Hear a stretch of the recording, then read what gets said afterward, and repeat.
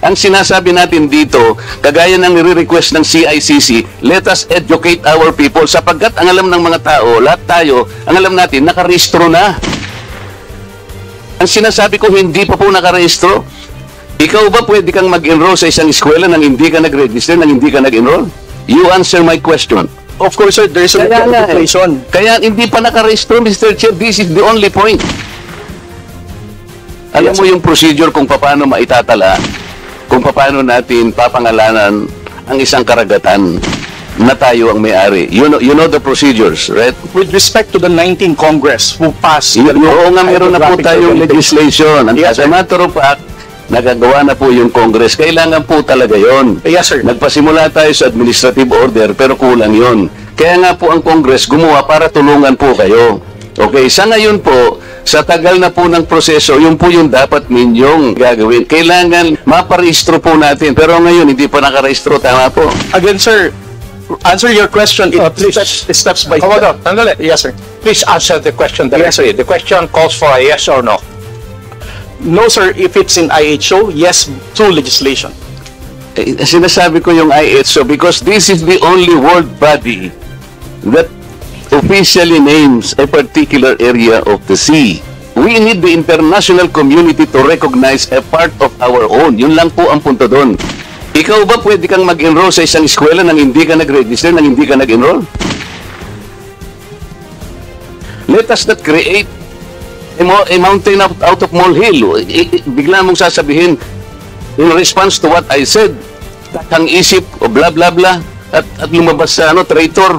Hindi ka man lang gumawa ng effort, for example, na I did not say that. Ngayon mo lang sinasabi. But you know, people are bashing me. I am pro-China. When is the last time or the first time that I am pro-China? May I request, Mr. Chair, that the Commodore sit in front or near us because there is still a vacant seat here between the Honorable Franz Castro and Yusek Nicolas Felix. Could you please occupy this seat, sir? Yes, kindly accede to the request of the Honorable Marcoleta.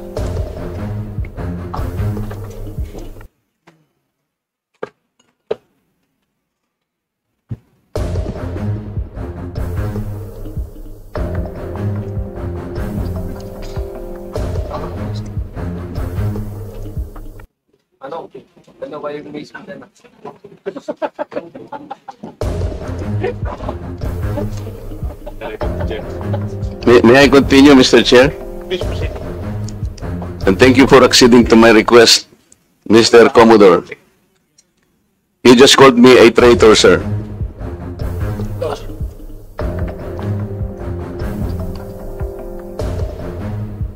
Nasa Facebook po, nasa social media. The word traitor. Mr. Chair, with your permission. Butit inulit mo, Commodore. Bago ka sumagot doon sa tanong niyang Juan, patapusin mo muna yung legislator and then you wait until you are recognized by the chair, okay? Yes, sir. Thank you. Thanks, sir. Please proceed. You said that you did not say that I am a traitor, but it is in the social media. Did you take an effort to clarify that so that you could not mislead people because they might believe that you have said that? It is only now that you are disowning this statement. Mr. Chair. Mr. Chair. Yes, sir. To the Honorable Marcoleta, sir. Let's put it on record. I did not use the word traitor in describing your statement that the West Philippine Sea ay kathang-isip lamang po. Let me read my post on X. I stand by the statement of President Bongbong Marcos when he said, ang West Philippine Sea ay hindi kathang-isip natin lamang. Ito ay atin, ito ay mananatiling atin hanggang nag-aalab ang diwa ng ating minamahal na bansang Pilipinas. Hearing someone claim that the West Philippine Sea is merely a fabrication of the Philippine government is a disservice and an embarrassment to their entire party, the organization he belonged to, and even their own family. How can the one face the younger generations today and tell them that our exclusive economic zone to the west of our archipelago is non-existent, effectively giving up the fight to assert their rights as Filipinos in the West Philippine Sea? Mr. Chair, sinabi ko ba na katang-isip ang West Philippine Sea? I cannot recall, Mr. Chair. Hindi, kasi ang salita mo diyan, merong nagsabing katang-isip. Sinabi ko ba na katang-isip ang West Philippine Sea? I said I stand by the statement of the President. I did not mention you said it, sir. Meron kang katang-isip na sinabi diyan eh. To whom are you referring that? No, sir. The katang-isip phrase was the President's statement during his SONA. I just merely restated the statement of President Bongbong Marcos Kaya nga, when he you are now alluded to SONA. Kaya mo lang nilabas yan after I said that there is no such thing as West Philippine Sea. But that is in context of the fact that it is not yet registered in the International Hydrographic Organization. Alam mo, Commodore, ang procedure. Tama.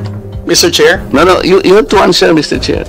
Alam mo yung procedure kung paano maitatala, kung paano natin papangalanan ang isang karagatan na tayo ang may-ari. You know the procedures, right? With respect to the 19th Congress who passed You the have Republic to Act answer my question, 12064, Mr. Chair. the Philippine Maritime Zones Act, sir, the West.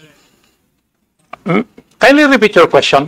You know, Commodore, the procedures on how we can register the name of a maritime area that we control or that we believe it is ours. You know the procedures on how Yes, to sir. register. Okay. So, ano na po ba? Nakarehistro na po ba? Nairehistro na po ba natin yung West Philippine Sea?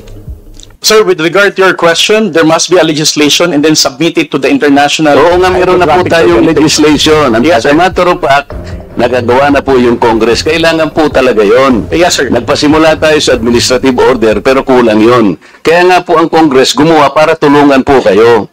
Okay, sa ngayon po, sa tagal na po ng proseso, yun po yung dapat ninyong palaging gagawin. Kailangan lahat ng lakas natin gamitin, maparehistro po natin. Pero ngayon, hindi pa nakarehistro. Tama po. Again, sir, answer your question. Please. Steps by Commodore, step. sandali. Yes, sir. Please answer the question directly. The question calls for a yes or no. No, sir. If it's in IHO, yes, to legislation. Sinasabi ko yung IHO because this is the only world body that officially names a particular area of the sea. Kaya sa konteksto po ng pinag-uusapan natin, kaya ko lang nasabi, sapagkat hindi pa po nakatala, we need the international community to recognize a part of our own. Yun lang po ang punto doon, Mr. Commodore. So kung hindi pa po nakatala, tama po ako, hindi ba? No, sir. You are inconsistent. No, sir. I did not say that you're correct. I will not agree that you are correct. West Philippine Sea is our exclusive economic zone. Eh, Mr. Chair, wala tayong dispute dyan. Sinasabi ko na nga sa iyo, yung sinasabi nating West Philippine Sea is our own exclusive economic zone.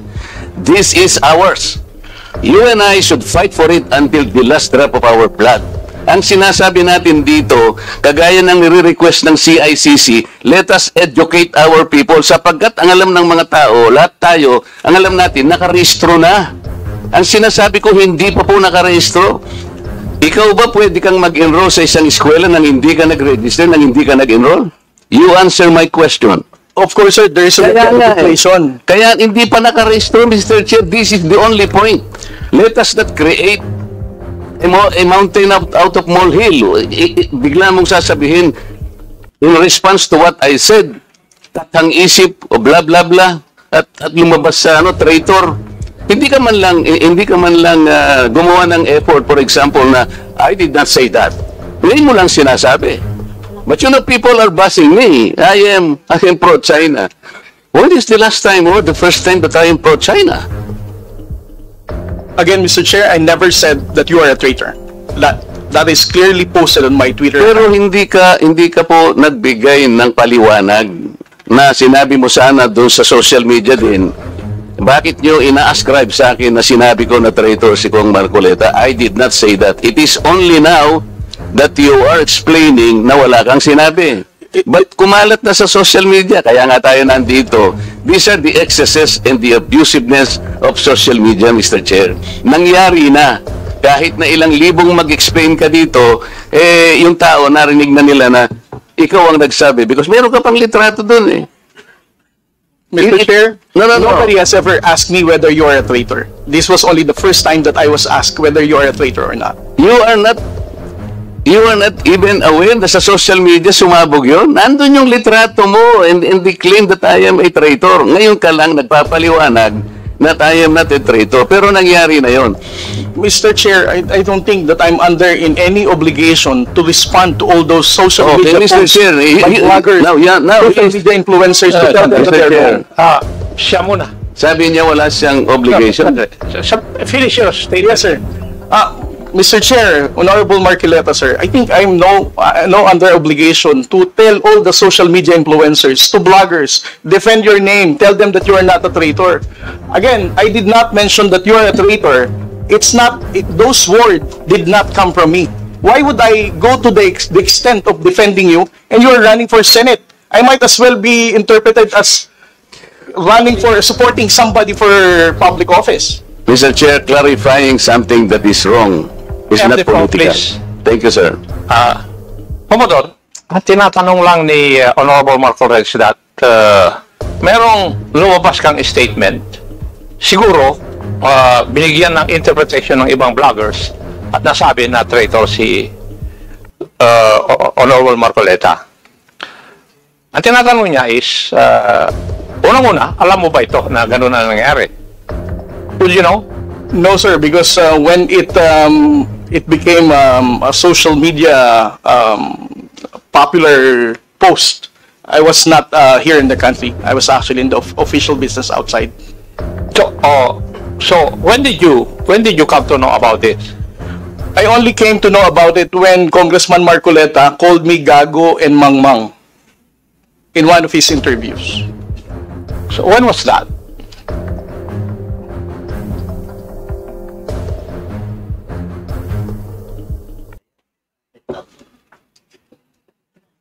During his interview last February 10, huwag tayong magpagago at magpaka-ignorante katulad ng Commodore na yan. So, at that point in time, ang tinatanong kanina ni Honorable Marcoleta na merong misinterpretation doon sa iyong statement sa social media. Yes, sir. And you did not bother na i-correct man lang yun. Yun ang dinadrive ni Honorable Marcoleta kanina pa. Yes, sir. So, please answer that question. You did not do anything. I did not do anything, sir. Okay. Why? Why did you not do anything? It's because, sir, if I'm going to keep on defending to any, because one, No. Yeah. You are not supposed Yes. to defend me. Yes, sir. Because If as I it said, is true, Mr. Chair, that he did not call me traitor, but it continues to be there and to be consumed by the public through the social media. I think it is his responsibility to deny it if it did not come from him. That is all I was asking. And I think this is not too big for him to do. Yun lamang eh. Yeah, but I admitted that he did not do anything. Yun lang nga. That's why I'm asking why. Is it not important to you to correct something that did not originate from you? it's because, Mr. Chair, the only time I learned about that was when I heard about your interview calling me Gago and Mangmang. Why would I even defend you if you're calling me Gago? As a commissioned officer of the Philippine Coast Guard, being a spokesperson, calling me Mangmang, not knowing what I'm saying. But actually, if you will read that context, How would I even the defend act you? of doing it Sandali, is the one that is papatawagin mo gago. muna Di siya. ba? Yung ganon, not necessarily the person eh. And sabi ko nga sa'yo, kung kinurek mo man lamang yun, because it continue to be there in the social media, Mr. Chair, yun ang nakakasama sapagkat people, no, hindi ko naman sinabi talaga yun. Mamamatay siya because it came from you. Pero pag hindi mo sinabi, at you continue to be silent, akala ng tao, sinabi mo. So that is the problem, Mr. Chair. And I think we're hearing this, in order to correct the misconception and misinformation because it continues to spread. If you get the point, Commodore, Mr. Chair. Mr. Chair, again sir, kung bakit ko po hindi binawi ay dahil nalaman ko lamang po itong balita na ito na nag-spread siya nung nagpa-interview po kayo na ginagago niyo po ako. As a human being, how would I defend somebody na ginagago po ako sa public interview? Mr. Chair, kung titingnan mo yung konteksto ng pagkakasalitaan, hindi ikaw ang ginagago. Ikaw ang ginagago. Ang sinasabi ko rito, let us defend our own nang hindi tayo nagiging gago o kaya nagiging emotional. It's actually hindi sa tao eh. Kung hindi yung act na, halimbawa wala tayong ginawa o kaya sinabi natin, kasi nagmumula ako, Mr. Chair, sa pagkakasabi na hindi man lang tiningnang mabuti saan ba nang galing itong narrative. Ngayon, i-explain ko nga sa iyo, Commodore, ito'y nangyari doon sa pinagsimulan na dapat nating i-educate ang ating mga kababayan. Yun ang pinagmulan nun. So it is not disservice. I do not deserve to be called a traitor just like that. Kasi ang gusto kong mangyari, lumitaw, mainformahan natin ng tao na sa ngayon, hindi pa talaga naitatala officially yung West Philippine Sea para malaman ng tao. At yun ang kailangan natin gawin. Pagsikapan natin, pagsakitan natin, ipatala natin, Mr. Chair. Because pag napatala na natin yun at ginugol nila, o talaga palang merong West Philippine Sea. Hindi lamang dahil sa nandun, gumawa na tayo ng batas. Because, Mr. Chair, that is preparatory para maipatala na nga natin eh. Kaya lang natatagalan talaga. Ganun siguro yung proseso. So yung pong mga ibang vloggers, Commodore, hindi nila ma-recognize. Kaya example ko kanina, ginugoogle, wine-waste ni Congressman Barbers, yung kalye na nirestro na ginagawa lang ni Congressman Paduano, hindi po niya makita. So nagkakaroon ng confusion. The tendency to be misinformed proceeds from the fact na hindi pa talaga na ipatala, sir. That's the only point. Mr. Chair, ngayon, kung babalik po sa Google, Mr. YouTube, ito kumakalat, lumalakad, but you are not doing anything to control this. So, ang daming, ngayon, nagbabas sila sa akin, si Marcoleta, pro-China. Ngayon, may lumitaw na naman through your platform. Lahat po ng senador na kagrupo ni ganito, lahat po sila ay pinoponduhan po ng China. Nandito ngayon. I will show it to you before you leave, sir, na lumilitaw na naman dito. So, kasama po ako doon sa grupo na yon na pinipinance ng China. Ganun po eh. So, it becomes now an election misinformation that will impact on the credibility of the election. Maaaring mamislead po na naman ang mga tao. Yun po yung ating gustong ayusin, yung misconception and misinformation. Lumitaw lamang po kasi sa kawalan ng information na hindi pa po natin naipatala, Commodore. Hindi pa nakatala talaga officially. Tayo po, walang problema eh. Kung tayo lang. Sapagkat yung bahagi na yun ng ating karagatan, may pangalan man yan o wala. Sabi ko nga sa'yo kanina, tayong dalawa ilaban natin yun hanggang sa huling patak ng ating dugo. Atin yun at walang makakapagpabago doon. Ang problema, nagkakagulo tayo because of that misconception. Walang masamang tinapay doon, Mr. Chair. I want to explain that. Ngayon, ako nagpapasalamat ako sa'yo at sinabi mo ngayon at naliwanagan na hindi mo pala sinabi yung I am a traitor. So, salamat kahit nahuli. Sabi nga natin, Mr. Chair, huli man daw at magaling, nayahabol din. Kaya lang ang problema ko ngayon, Mr. Chair, yun pong kumakalat na akala nila sinabi mo. At lumaki nga, sapagkat siguro, dahil medyo nasaktan naman ako, nakapagsalita ako ng wag nating depensa ng sariling atin na magiging emotional tayo o kaya nagpapakagago tayo. So, kaya lumaki ng lumaki dahil lamang to. But the context, Mr. Chair, the context is gusto nating huwag gamitin ang misconception or misinformation, lalo na ng mga vloggers, sa lahat po ng bahagi o aspeto ng ating buhay. Ang West Philippine Sea ay atin, Commodore. Yes. Because this is the exclusive economic zone of the country. And there is no changing that fact. Kahit anong magbalik-balik ta rin natin ang mundo natin, atin ito. Kaya lang ipatala po natin yung pangalan para po hindi gamitin sa misinformation. Mr. Chair, thank you very much. Well, I think we have seen one of the ill effects of misinformation. I think everybody will agree to that. that is one of the ill effects of fake news or misinformation.